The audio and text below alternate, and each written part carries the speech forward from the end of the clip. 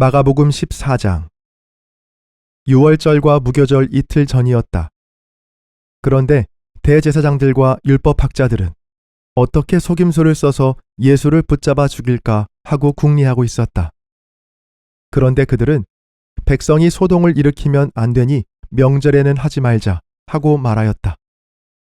예수께서 베다니에서 나병 환자였던 시몬의 집에 머무실 때에 음식을 잡수시고 계시는데 한 여자가 매우 값진 순수한 나드 향유 한 옥합을 가지고 와서 그 옥합을 깨뜨리고 향유를 예수의 머리에 부었다. 그런데 몇몇 사람이 화를 내면서 자기들끼리 말하였다. 어찌하여 향유를 이렇게 허비하는가? 이 향유는 300데나리온 이상에 팔아서 그 돈을 가난한 사람들에게 줄 수 있었겠다. 그리고는 그 여자를 나무랐다. 그러나 예수께서 말씀하셨다. 가만두어라. 왜 그를 괴롭히느냐? 그는 내게 아름다운 일을 했다.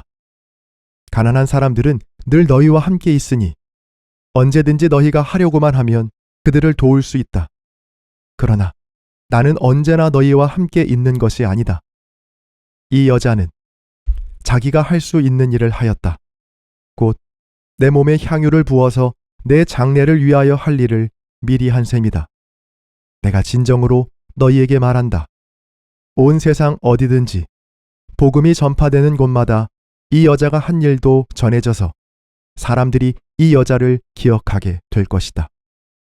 12제자 가운데 하나인 가룟 유다가 대제사장들에게 예수를 넘겨줄 마음을 품고 그들을 찾아갔다. 그들은 유다의 말을 듣고서 기뻐하여 그에게 은돈을 주기로 약속하였다. 그래서 유다는 예수를 넘겨줄 적당한 기회를 노리고 있었다. 무교절 첫째 날에, 곧 유월절 양을 잡는 날에 제자들이 예수께 말하였다. 우리가 가서 선생님께서 유월절 음식을 드시게 준비하려 하는데 어디에다 하기를 바라십니까? 예수께서 제자 2사람을 보내시며 말씀하셨다.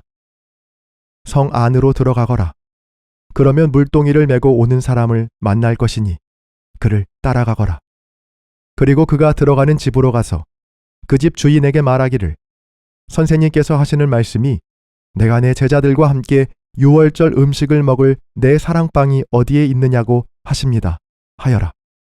그러면 그는 자리를 깔아서 준비한 큰 다락방을 너희에게 보여줄 것이니 거기에 우리를 위하여 준비를 하여라. 제자들이 떠나서 성 안으로 들어가서 보니 예수께서 말씀하신 그대로였다. 그리하여 그들은 유월절을 준비하였다. 저녁때가 되어서 예수께서는 12제자와 함께 가셨다. 그들이 자리를 잡고 앉아서 먹고 있을 때 예수께서 말씀하셨다. 내가 진정으로 너희에게 말한다. 너희 가운데 한 사람, 곧 나와 함께 먹고 있는 사람이 나를 넘겨줄 것이다. 그들은 근심에 쌓여 나는 아니지요 하고 예수께 말하기 시작하였다. 예수께서 그들에게 말씀하셨다. 그는 12 가운데 하나로서 나와 함께 같은 대접에 빵을 적시고 있는 사람이다.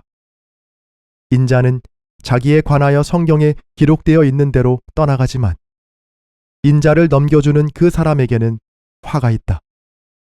그 사람은 차라리 태어나지 않았더라면 자기에게 좋았을 것이다. 그들이 먹고 있을 때 예수께서 빵을 들어서 축복하신 다음에 떼어서 그들에게 주시고 말씀하셨다. 받아라. 이것은 내 몸이다. 또 잔을 들어서 감사를 드리신 다음에 그들에게 주시니 그들은 모두 그 잔을 마셨다. 그리고 예수께서 말씀하셨다. 이것은 많은 사람을 위하여 흘리는 나의 피, 곧 언약의 피다. 내가 진정으로 너희에게 말한다. 이제부터 내가 하나님의 나라에서 새 것을 마실 그날까지 나는 포도나무 열매로 빚은 것을 다시는 마시지 않을 것이다. 그들은 찬송을 부르고서 올리브산으로 갔다. 예수께서 제자들에게 말씀하셨다. 너희가 모두 걸려서 넘어질 것이다. 성경에 기록하기를 내가 목자를 칠 것이니 양떼가 흩어질 것이다 하였기 때문이다. 그러나 내가 살아난 뒤에 너희보다 먼저 갈릴리로 갈 것이다. 베드로가 예수께 말하였다. 모두가 걸려 넘어질지라도 나는 그렇지 않을 것입니다. 예수께서 그에게 말씀하셨다. 내가 진정으로 너에게 말한다. 오늘 밤에 닭이 2번 울기 전에 내가 3번 나를 모른다고 할 것이다. 그러나 베드로는 힘주어서 말하였다. 내가 선생님과 함께 죽는 한이 있을지라도 절대로 선생님을 모른다고 하지 않겠습니다. 나머지 모두도 그렇게 말하였다. 그들은 겟세마네라고 하는 곳에 이르렀다. 예수께서 제자들에게 말씀하시기를 내가 기도하는 동안에 너희는 여기에 앉아 있어라 하시고 베드로와 야고보와 요한을 데리고 가셨다. 예수께서는 매우 놀라며 괴로워하기 시작하셨다. 그래서 그들에게 말씀하셨다. 내 마음이 근심에 쌓여 죽을 지경이다. 너희는 여기에 머물러서 깨어 있어라. 그리고서 조금 나아가서 땅에 엎드려 기도하시기를 될 수만 있으면 이 시간이 자기에게서 비껴가게 해달라고 하셨다. 예수께서는 이렇게 말씀하셨다. 아빠 아버지, 아버지께서는 모든 일을 하실 수 있으시니 내게서 이 잔을 거두어 주십시오.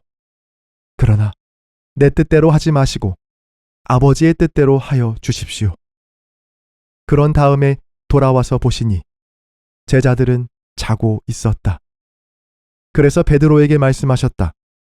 시몬아, 자고 있느냐? 1시간도 깨어 있을 수 없느냐? 너희는 유혹에 빠지지 않도록 깨어서 기도하여라. 마음은 원하지만 육신이 약하구나.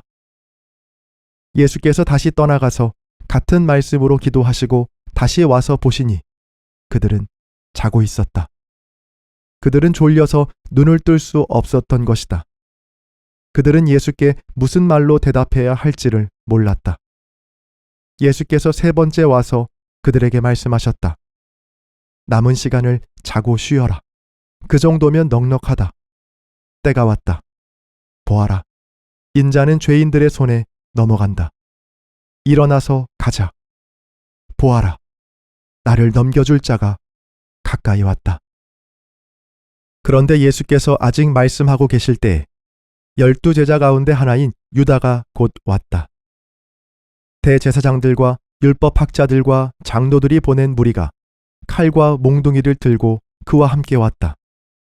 그런데 예수를 넘겨줄 자가 그들에게 신호를 짜주기를 내가 입을 맞추는 사람이 바로 그 사람이니 그를 잡아서 단단히 끌고 가시오 하고 말해 놓았다. 유다가 와서 예수께로 곧 다가가서 랍비님 하고 말하고서 입을 맞추었다. 그러자 그들은 예수께 손을 대어 잡았다. 그런데 곁에 서 있던 이들 가운데서 어느 한 사람이 칼을 빼어 대제사장의 종을 내리쳐서 그 귀를 잘라버렸다. 예수께서 그들에게 말씀하셨다. 너희는 강도에게 하듯이 칼과 몽둥이를 들고 나를 잡으러 나왔느냐?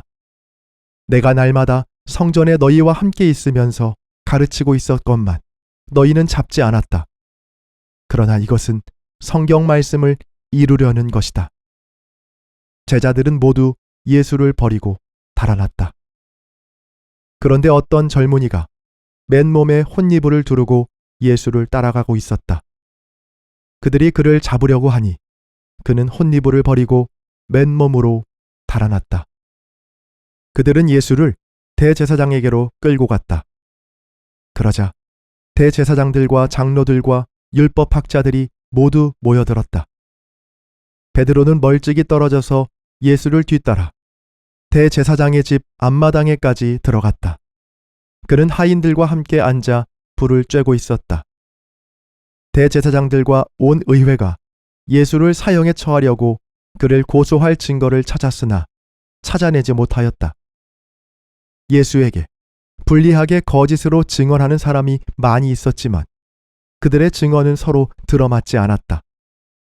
더러는 일어나서 그에게 불리하게 거짓으로 증언하여 말하기를 우리가 이 사람이 말하는 것을 들었는데 내가 사람의 손으로 지은 이 성전을 허물고 손으로 짓지 않은 다른 성전을 사흘 만에 세우겠다 하였습니다. 그러나 그들의 증언도 서로 들어맞지 않았다. 그래서 대제사장이 한가운데 일어서서 예수께 물었다. 이 사람들이 그대에게 불리하게 증언하는데도 아무 답변도 하지 않소. 그러나 예수께서는 입을 다무시고 아무 대답도 하지 않으셨다. 대제사장이 예수께 물었다. 그대는 찬양을 받으실 분의 아들 그리스도요? 예수께서 말씀하셨다. 내가 바로 그이요. 당신들은 인자가 전능하신 분의 오른쪽에 앉아 있는 것과 하늘의 구름을 타고 오는 것을 보게 될 것이요. 대제사장은 자기 옷을 찢고 말하였다. 이제 우리에게 무슨 증인들이 더 필요하겠소? 여러분은 이제 하나님을 모독하는 말을 들었소. 여러분의 생각은 어떠하오?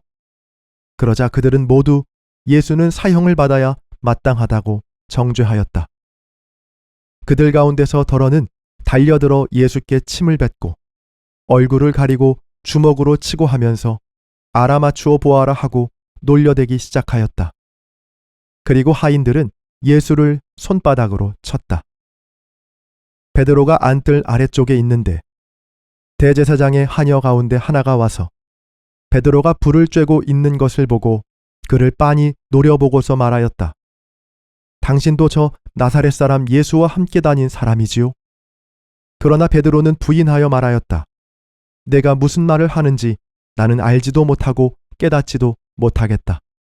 그리고 그는 바깥들로 나갔다. 그 하녀가 그를 보고서 그 곁에 서 있는 사람들에게 다시 말하였다. 이 사람은 그들과 한패입니다. 그러나 그는 다시 부인하였다. 조금 뒤에 곁에 서 있는 사람들이 다시 베드로에게 말하였다. 당신이 갈릴리 사람이니까 틀림없이 그들과 한패일 거요.